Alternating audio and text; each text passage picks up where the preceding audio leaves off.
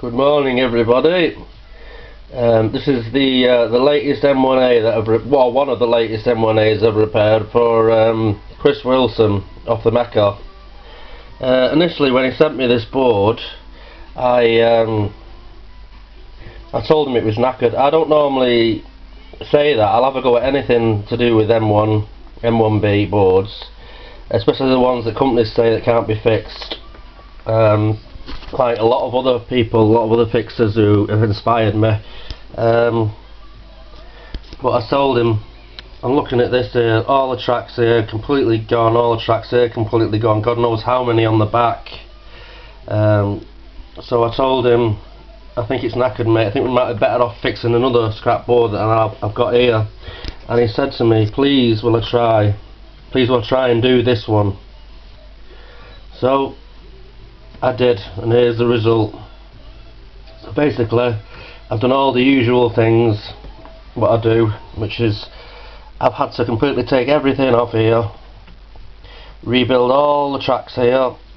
I've put a different sound chip in, that's been replaced. A bit later on that was replaced, that's been replaced, that's been replaced,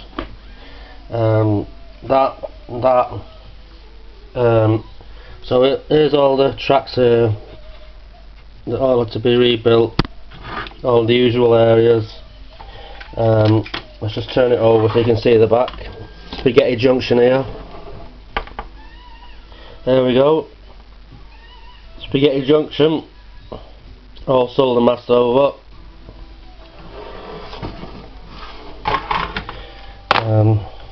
Yeah, so I did all the basic, the usual repairs, changed things that I knew weren't working, and then I went to boot the machine up afterwards, good while, and it wouldn't boot. But with messing about with the probe here, I noticed on U27 here that when you touch pins 2 and 3 together, it made it boot. This is on the bench, by the way. It made it boot up. So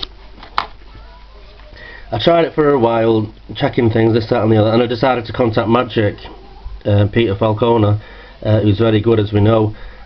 And we checked a few things weren't right, we changed a few things here and there. We even changed this here, I'll get back to that in a bit because this caused some problems later on. It ended up being something to do with R12, so we thought, we ended up changing R12, and it booted on its own, on the bench of course. So once it had booted on its own, I then tried it in the machine, and we had all the usual meter errors. So I did Peter's meter bypass, so we could get it past the meter problem.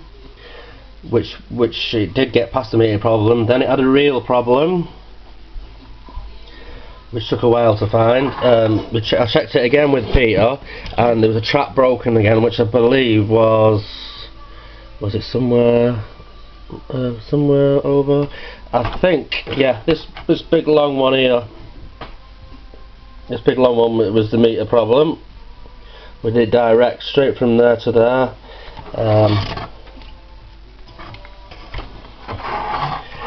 After the meter problem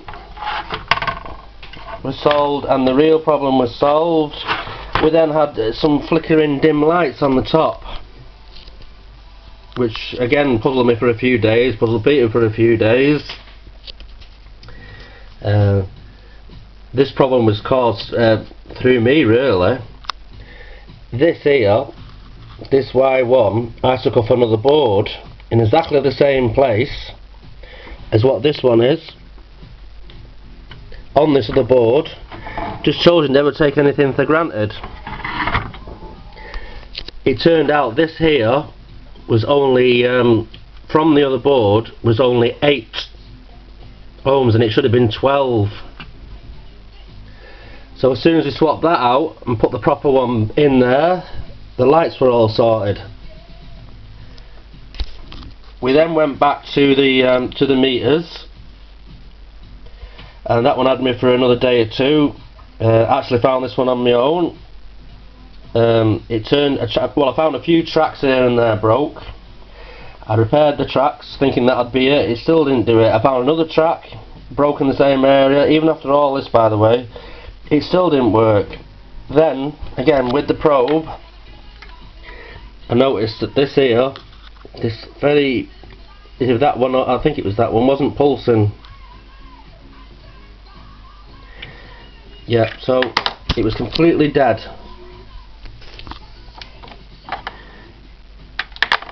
Completely dead. So I changed this chip out with the bypass off. It all started and all come on. Now with these boards, there's been a lot of debate, especially on the m1a, about the batteries. I've always put coin cell batteries on these. I've actually modded the board. Not my idea, it's somebody else's, but I took the idea, to carry it on. And I've been told now these batteries don't last very long, these coin cell ones, because you have to, when you put one of them on one of these boards, you have to remove a resistor and put a diode in, because you don't want the mains charging it. You don't want it blowing up.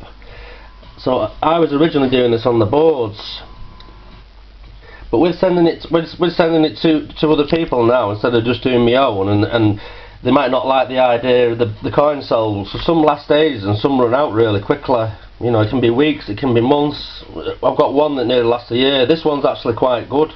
It's run all the time I've had it going with the coin cell on.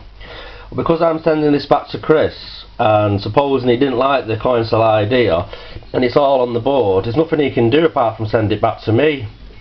So this is my latest idea.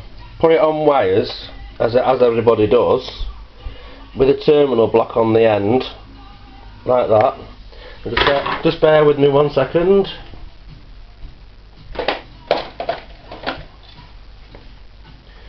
And here's the coin cell, what I've done now. Coin cell with a diode on the coin cell board, like that. And what you do is you just get your screwdriver. Do this one-handed hard work, and you basically screw it into there, and then you put your coin cell battery in there, obviously, and it runs it. Now if you find 3 weeks down the line that you've got to change the battery, so you change it, and then 3 weeks down the line again you've got to change the battery, and you think, oh, this is no good, this. All you do is unscrew it, because all your diode and everything's on here, just stops it from charging, and then you can just put your inverter battery on wires into this, and nothing's changed on the board, and it'll work with either with your inverter or with the coin cell. Great. Right, now what we're going to do is we're just going to show you this booting. This one does boot up straight away, no messing now. So in the card goes, and let's press it on. Instant, almost. Just turn that light up because you can't see that properly. Let's just try that again. Off. There you go. On. Brilliant. I've had to put a light on it because I've done this video a few times, and you couldn't see all the tracks properly without the light. So I put the light on so we can all see all the track repairs. Anyway, thanks for watching. Another one for M1. Thanks.